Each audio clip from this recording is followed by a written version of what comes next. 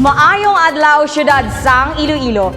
Ginhiwat ang Premier Volleyball League Open Conference 2019 sa University of San Agustin Gymnasium.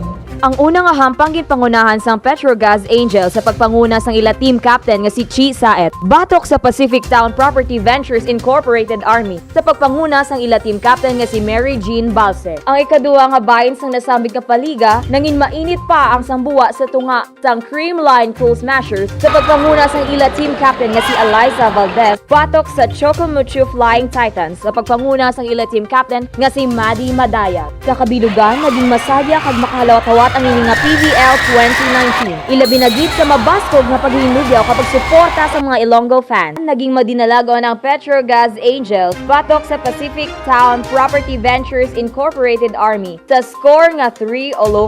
Samtang naging madinalagon man ang Creamline Cool Smashers batok sa Chocomucho Flying Titans sa score nga 3-0.